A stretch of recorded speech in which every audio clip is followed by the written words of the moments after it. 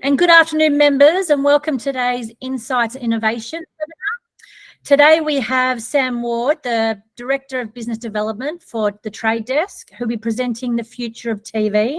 So without any further ado, Sam, I'll pass it over to you. Any questions, guys, please feel free to put it into the chat box or wait till the end of the session. Thanks, Sam. Awesome. Thanks so much, Beck. And I'm really excited to be here today, taking you, the IMAA, through the work that we've done recently on the future of TV and the report that we've built out off the back of that. Beck's already introduced me, but to reintroduce myself, I'm Sam, Director of Business Development over at the Trade Desk. For those of you that aren't familiar with the Trade Desk, we are the world's largest independent demand-side platform or media buying platform. And when we say independent, what we mean by that is that we're not a publisher. We don't own our own inventory or our own supply. And because of that, we always optimize activity towards what's best at driving business outcomes for the clients we represent and you guys as well. But let's get stuck straight into it. So we commissioned this report with the Insights Exchange, and how we were able to pull these insights was across three different areas. So the first was we ran a national survey that was representative of the Australian population, aged between 18 to 80. We also interviewed industry professionals, so senior leaders that work within marketing, advertising, and TV, including those that work within streaming platforms and broadcasting as well. In addition to this, what we also did was we worked with our internal research and insights team to deepen our understanding of Australians' relationship with TV and how we can expect that relationship to grow and evolve over the next couple of years. Of course, with brands and also you guys representing brands as front of mind when it came to pulling together all of these insights. One thing I did want to call out before I get started as well is you'll see the QR code on the screen here. We've actually built out a white paper off the back of the report and the presentation that we'll be taking you through today. So if you're quick, you'll be able to download now. Otherwise, it'll be on the thank you slide at the end of the presentation. So if you wanted to download it and you're not fast enough now, don't worry, you'll have more time to be able to download it. So I'll jump straight in. But one of the main reasons behind why we effectively did this research and pulled this report was we are having a lot of conversations, and a lot of different brands are actually reaching out to us and asking us how they can effectively make the most of connected TV and operate effectively within this space. Questions that we get asked are things like what channels and devices are best, how can they effectively use this as a medium to effectively reach the right audience, and the other thing as well is how can they effectively also measure the success off the back of the activity that they're running within this space as well. And with the TV landscape, what we know is that this is a space that's constantly growing and evolving, and as part of the report, what we wanted to do was we wanted to dig into how Aussies have shaped the TV landscape, how and when they watch TV, and also how their remotes and dollars are determining what the future of this space effectively looks like. So as part of the report, what we'll be covering off over the next 20 minutes or so is four core areas. So the first is looking at consumers and their specific spend needs and how they're shaping the future of TV. The next thing that we'll be looking at is BVOD and how it's effectively working to close the gap between traditional and digital. We'll touch on AVOD as well, which will demonstrate how we're continuing to shift the TV digital landscape with all of the new players that are coming to market. And finally, and probably most importantly as well, is what does it mean for marketers? How can we reach the most leaned in audiences that operate within this space? And how can we be prepared for what's coming up next in the future? So let's jump straight into it with the first section, which is centered around consumers, because what we know is that they are and will continue to shape the future of TV. So we need to be very much across what their consumption behaviors effectively look like. I think we can all very much relate to the image on the screen right here. TVs are effectively the heart of a lot of the households that we all grew up in. I know for me, there was a non-negotiated routine of growing up of watching The Simpsons, followed by Home and Away, or followed by Neighbours, sorry, then followed by Home and Away. And if I ever tried to rejig that format or formula, me and my sister used to get into some pretty heated arguments. But it's a space where we relied on it for entertainment and content growing up, and we still do very much to this day. It's where we saw the transition from video or VCRs across to DVDs. It's where we also got our first glimpse of endless channels available via the likes of Foxtel as well, which was a complete game changer, especially in our household. But it's safe to say that since times past, what we define as TV has very much changed between now and then, and it's consumers who continue to shape and grow and evolve this space even more. Consumers are effectively telling us what they want to watch, where they want to watch it, and when they want to watch it.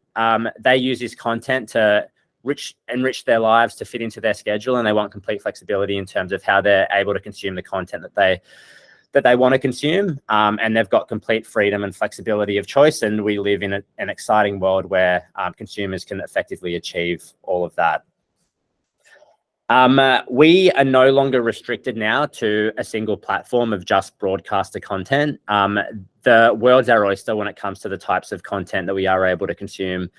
And as an industry, I know that we love a lot of acronyms, so don't worry, all of these are outlined and defined in the white paper that you'll be able to download if you're not sure of what any of them effectively mean. One thing that I did want to call out specifically is FAST, because that's a term that not a lot of people are familiar with. And what that stands for is free ad-supported streaming TV.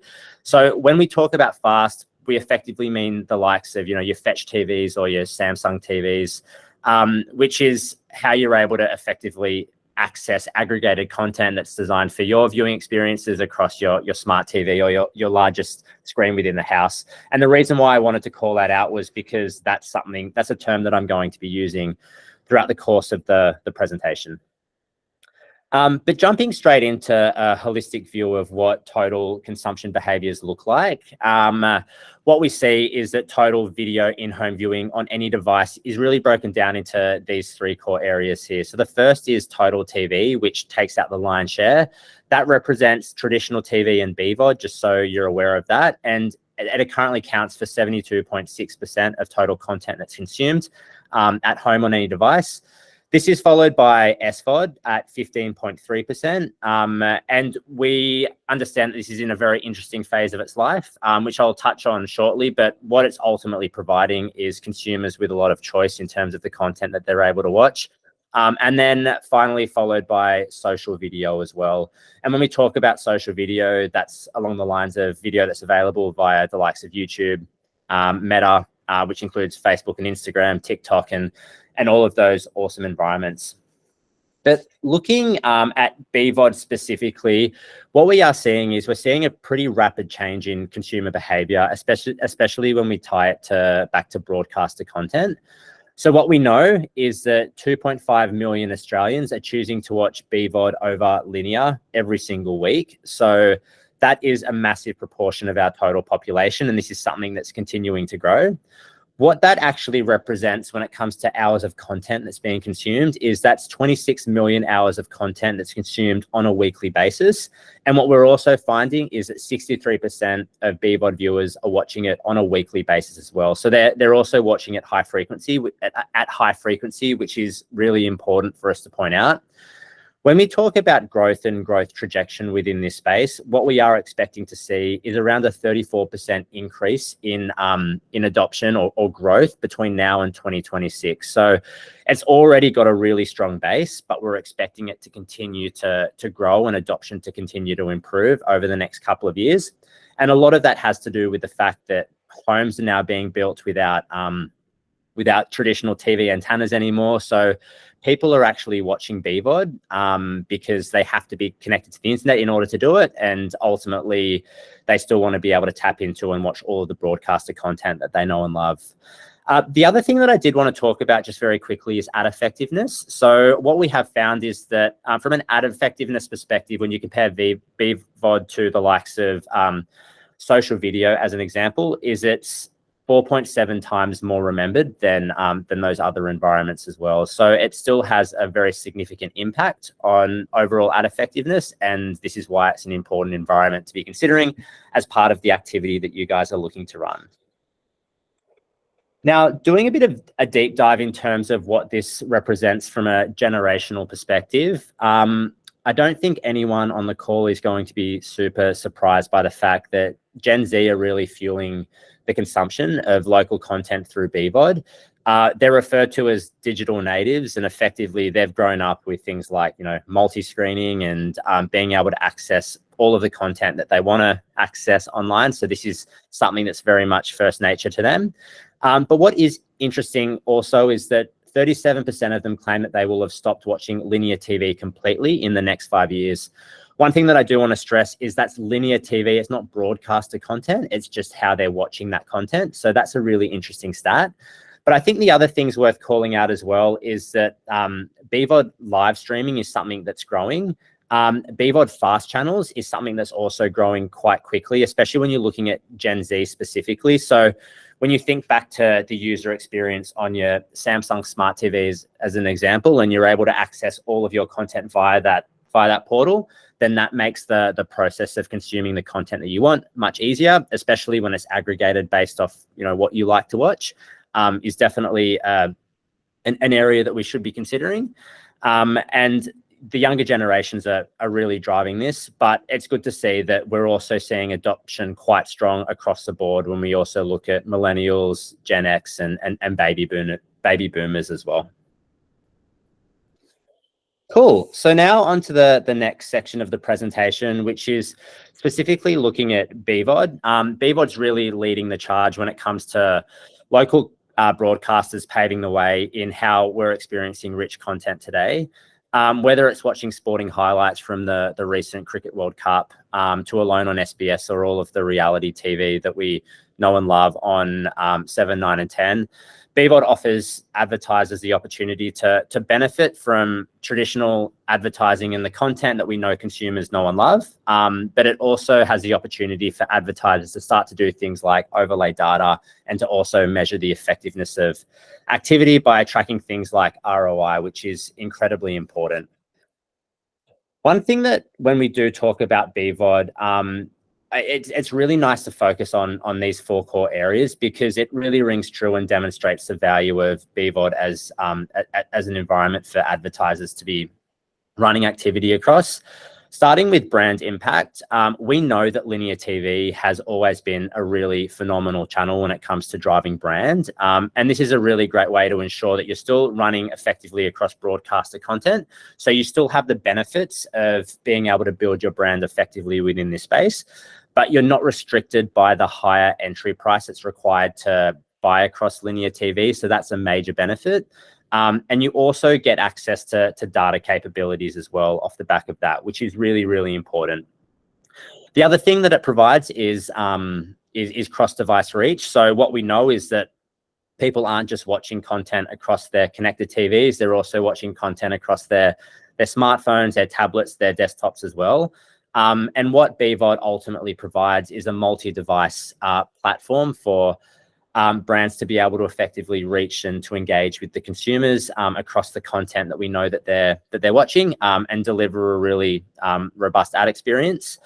The other thing that I'll touch on is rich targeting and rich targeting capabilities. So with traditional TV, there are a lot of restrictions when it comes to reaching specific demos and running activity across certain regions or metros. The good thing with BVOD is you've got the opportunity to look beyond that and start to look at how we can effectively leverage things like third-party audiences. So if you want to reach people based off their interests, their behaviors, their purchase behaviors, all of that great stuff, you have the opportunity to do that. But we can also take it a step further and start to think about how we can effectively leverage a brand's first-party data. So say, for example, you've got a CRM database where you're trying to reach your own customers, or you want to exclude those customers to reach people that look like your customers, then you have the opportunity to do that with environments such as BVOD as well. And the final piece is really centered around brand safety. So because it's professionally generated content, with a lot of strict content moderation as part of the content that broadcasters are actually generating, you know that it's going to be brand safe, and you've got a lot more control within that area, especially when you compare it to the likes of user-generated content, where that's not necessarily always an environment that brands and advertisers are going to be able to control. Most importantly, BVOD provides a trusted environment, and trust really has a big impact on overall influence. And our research shows that there's trust in advertising across both traditional TV and BVOD. And when speaking to consumers, what we know is that trust on total TV, which is traditional TV and BVOD, is 3.8 times higher than any other channel, and we're seeing significant and we're seeing significant benefits across social environments as well. So what you can see is BVOD's really come a long way, and we're expecting to see it grow and continue to grow and be a really exciting place for brands and for agencies to be playing in. But I think the big elephant in the room, and one thing that we do need to talk about, is consumers' behaviors that are existing outside of broadcaster content, and starting to look at digital content and digital content that's being consumed more broadly. And that's really thanks to the proliferation of a lot of different streaming services that are now available for consumers. We all watch it, we all know it, and we all love it. But what that's ultimately providing is a really big challenge for brands and for agencies to be able to tie everything together and to remove the fragmentation when it comes to the overarching viewer experiences. And we know a lot of brands are really eager to ride the waves of this transition, and they're very leaned in when it comes to how they can effectively start to engage audiences across this rich content that's provided via the likes of Netflix and Stan and Binge and all of those environments. And we need to work closely with the brands and also the content providers to make all of this available to who we work with closely in market. We're seeing similar patterns in the likes of the US and the UK, where they're a little bit more advanced when it comes to being able to tap into these types of environments. So yeah, we're seeing a lot of really exciting trends here. One thing that we are also starting to understand is there is a little bit of a tipping point when it comes to consumers being able to effectively pay for all of the streaming services that they want to have access to watch all of the content that they're interested in.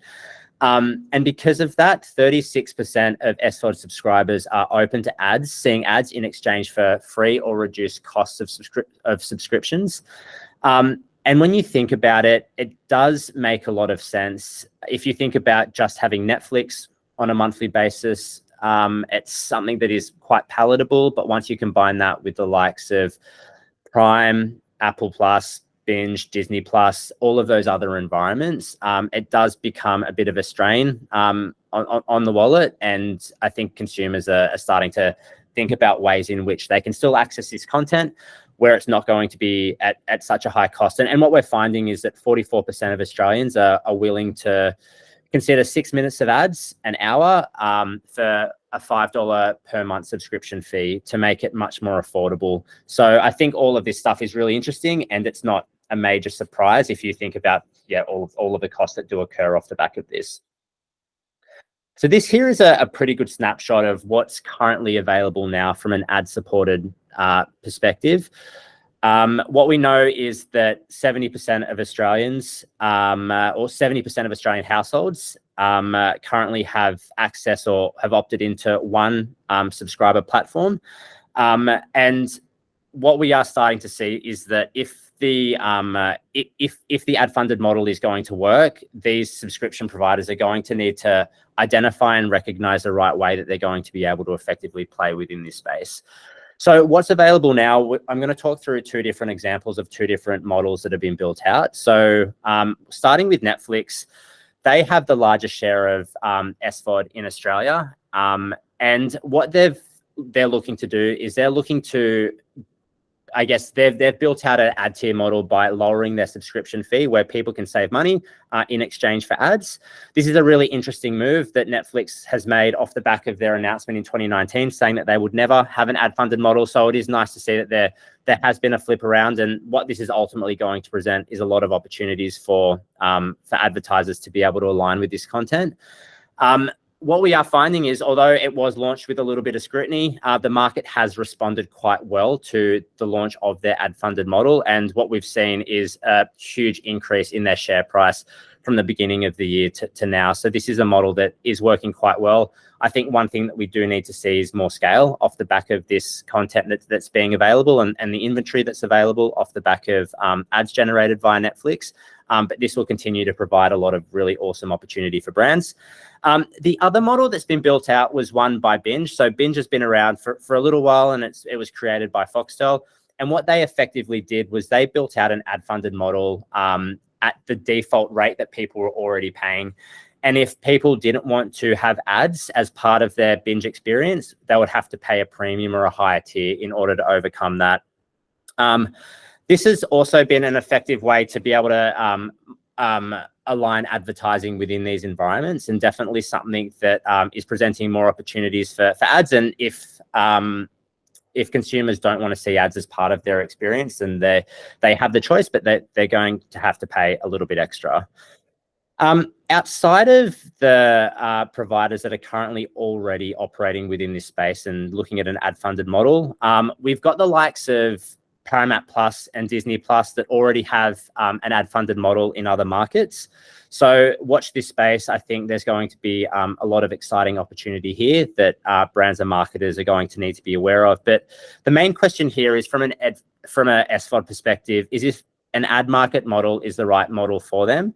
They need to make sure that the rollout and the implementation of it is going to be really effective. And there's a lot of questions that come off the back of this. It's questions around things like, how do they plan on making their supply available? How much will it cost? So what's the right kind of revenue model or commercial model that they're going to be able to build off the back of this? Is it a solution that's going to be made available direct or via programmatic? How will brands be able to effectively measure off the back of it? And how will they be able to integrate it as part of their overarching TV strategy? So these are all considerations that they're going to need to make in order to ensure a successful launch and rollout. And that kind of brings me to the final part of the presentation is, what does this ultimately mean for you as marketers and as agencies looking after brands? What we need to do is we need to find a world where we remove the fragmentation and complexity of buying. We need to look at a way where we can effectively tie everything together so that brands are able to effectively engage and reach their desired audience. They're able to effectively do things like measure success, and they're able to control the fundamentals of TV advertising as well. But where there are challenges, there's also a lot of opportunities as well. So the opportunities for advertisers are that they're able to make this a data-driven experience. They're able to potentially optimize activity to drive business outcomes, and they're able to effectively tie everything together as part of a multi-funnel approach, which is ultimately going to be helping brands drive success off the back of their marketing budgets that they're spending. So what does this ultimately mean for you? There's a couple of animations here, but there's a lot to consider when it comes to being able to tie everything together as part of a total screens buy that looks beyond total TV and also considers SVOD environments as well. But at its core, we've outlined what we need to have as the core components of consideration. We need to know that people are spending more time across the open internet than they ever have before. Consumers are really driving the change that exists within this space. Technology advancements are also going to continue to fuel what adoption looks like with the launch of things like new technology, faster internet, new TVs being released, new devices being released. Content and content creation is going to be key as well. And, we need to continue to invest in content to make sure that we're producing content that consumers actually do want to watch, that will then present more of an opportunity for advertisers to lean in and align their marketing strategies with all of these environments. And then we also need to continue to focus on growing digitalization of TV and the transition of traditional TV across to BVOD, because that's ultimately going to present a lot of opportunities for brands. And when we look at these types of environments and getting started on tomorrow, we very much recommend and adopt a crawl, walk, run approach. So from a crawl perspective, some questions that we do have for you today is, do you have a plan in place to adapt and build on your current TV strategy? The walk approach is, what is your approach to effectively reach the TV consumers of tomorrow? And then finally, the run approach is how you set up to measure success in this future state. So these are key questions and considerations that you need to be thinking of in order to continue to support the clients that you guys look after in the constantly growing and evolving world of total TV. So that's the conclusion. If you want more information on it, like what I touched on earlier, you'll be able to download the full white paper via the QR code here, where we've got the whole report available for you guys to check out the insights off the back of that. I've also got my email address here if there are any other questions that you guys might have. So that's me. Thank you so much, guys. Thank you so much, Sam. That was a really great session. If there are any questions, by all means, raise a hand or put into the chat box, which we had predicted, so that's not a problem. Thank you so much, everyone. Thank you, Sam. Have a great day. And members, if you do have any questions, reach out to us and we can put you in contact with Sam directly. Thanks, everybody. Thanks, guys. See ya.